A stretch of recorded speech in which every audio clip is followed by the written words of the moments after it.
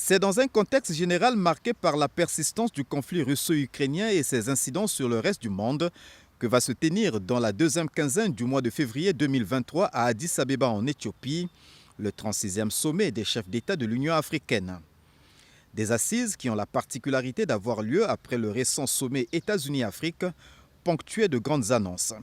À l'instar du déblocage par les États-Unis de 2,5 milliards de dollars pour lutter contre l'insécurité alimentaire en Afrique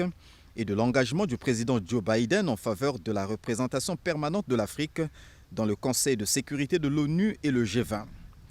Cette rencontre au haut niveau, à l'image de celle que l'Afrique a eue précédemment avec d'autres puissances, donne à croire que l'Afrique est la plus grande attraction du monde en devenir, la plaque tournante d'une humanité en quête de ses repères, le ressort d'une planète hantée par les incertitudes de tout genre.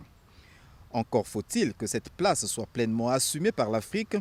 dont les dirigeants vont se rassembler bientôt dans la capitale éthiopienne.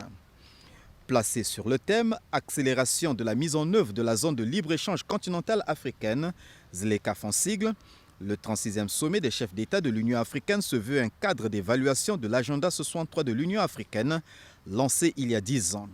avec la ZLECAf comme une des composantes majeures. Sans doute, ces travaux vont être aussi une occasion de faire la radioscopie des différentes situations d'instabilité qui prévalent sur le continent,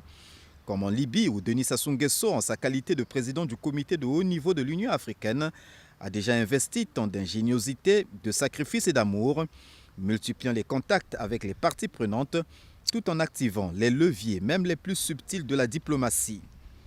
Grâce à cet apport et à celui des autres amis de la Libye, le pays pourrait abriter courant premier semestre 2023 la conférence de réconciliation, prélude à la tenue des élections générales, libres, transparentes et apaisées. Autant de centres d'intérêt sur lesquels la voix du Congo à travers le président Denis Sassou Nguesso compte à ce 36e sommet qui sonne le glas de la présidence sénégalaise de l'Union africaine.